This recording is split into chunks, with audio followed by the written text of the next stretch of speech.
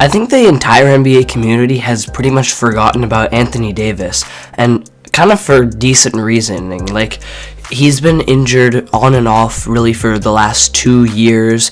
I mean, literally he's known for his nickname A Disney, or he's a piece of glass or whatever, but realistically when this guy's fully healthy, he's still a top 10 player in the NBA when he's at his best. And I think he could have a really good year this year.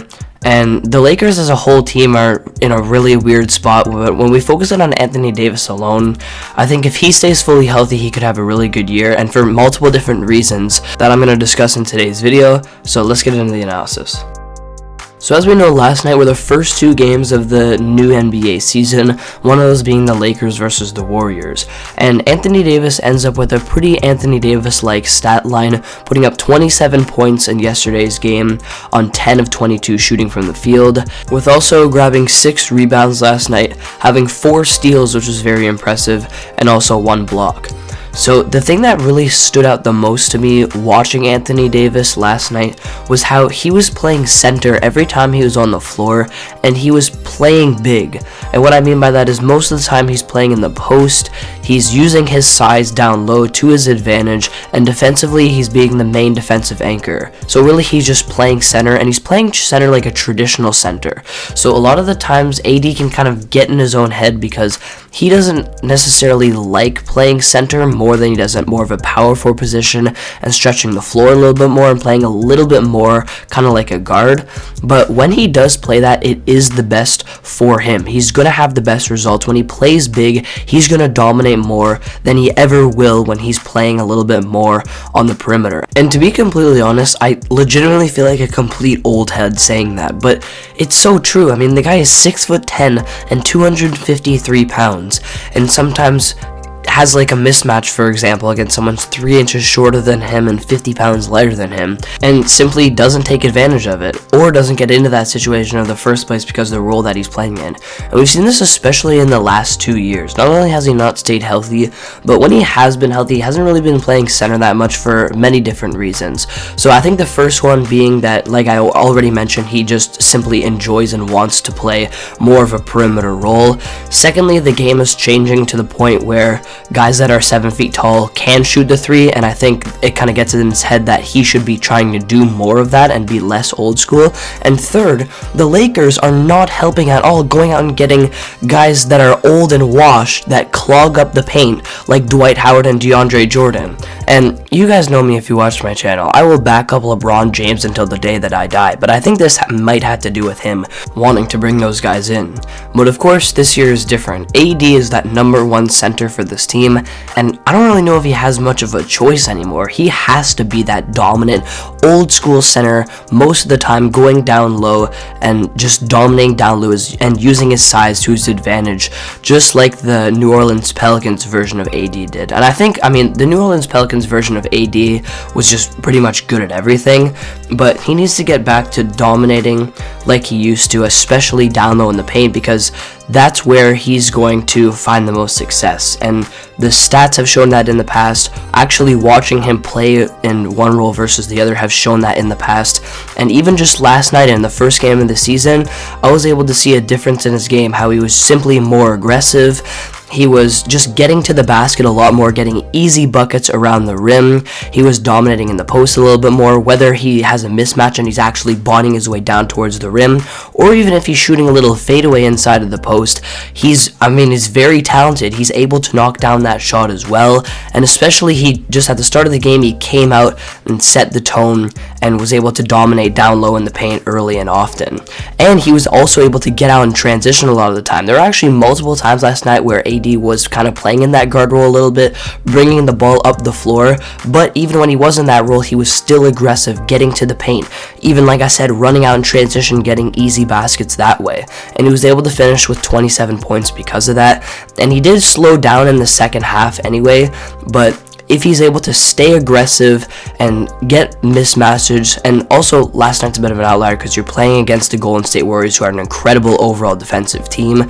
So I think AD could average close to 27 to 30 points per game this year if he's able to really buy into that role of being the main big man. Last night he took 3 shots from beyond the arc and missed all of them, but that was okay because the rest of his game was able to make up for it. And that's only in the first game of the season too.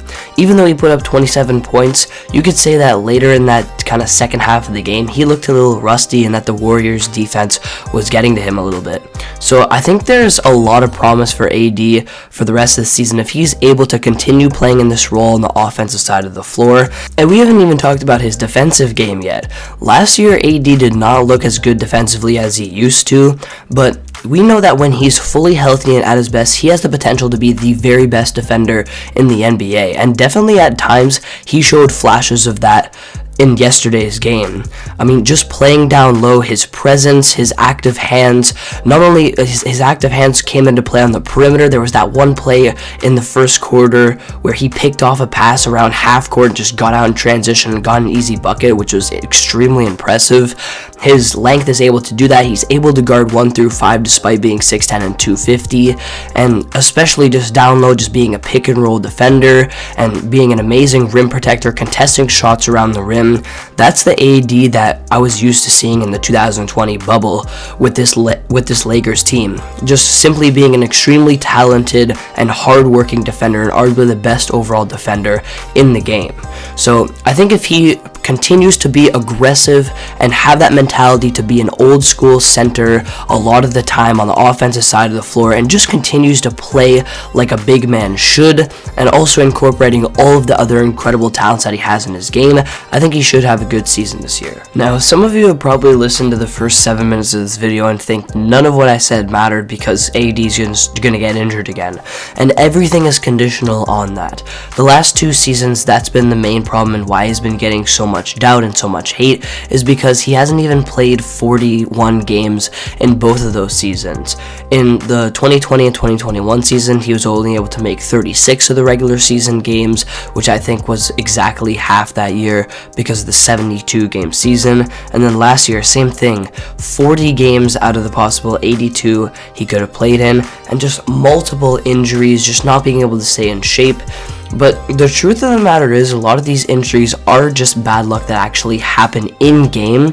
So you see a lot of players that have injury problems like strains and stuff simply because of their health off the court and their physio and all that kind of stuff.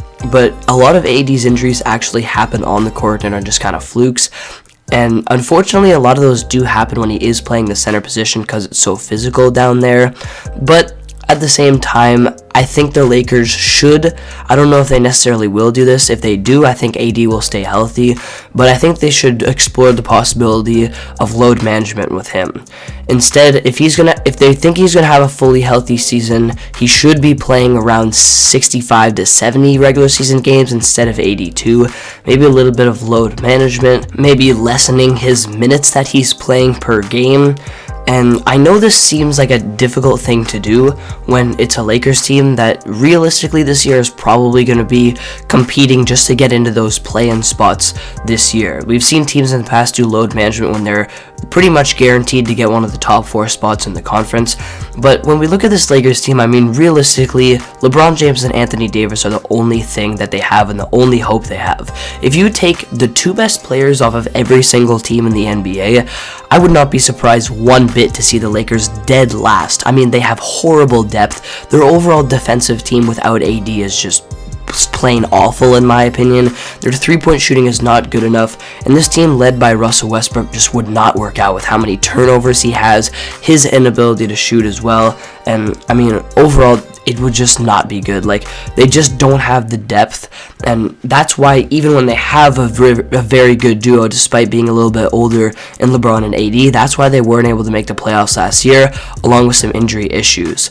So my main point is that I'm circling back here is that with both LeBron James and Anthony Davis, this team should be doing anything in their power to keep these guys not only just happy, but keep them healthy as well, because they're their only hope. So while AD might not necessarily be happy with load management and playing center, that's what's going to keep him healthy, and that's what the Lakers are going to have to do. And if they do, I think everything that I said in today's video is going to apply. He's going to have a great season playing big. He's going to get back to dominating on both ends of the floor, and that can be the key for this Lakers team to potentially push them back into the playoffs this season. So there you have it. That's all I've got for today's video in terms of analysis. I think Anthony Davis could have a very dominant year and get back to the way he was playing in 2020 if the Lakers are able to keep him healthy, he's able to stay on the court, and he's able to keep playing at that center position and get back to playing big. Thank you guys for watching today's video. I hope you guys enjoyed. Make sure you comment down below your thoughts on AD's interesting situation going into this season, and I'll see you guys next video.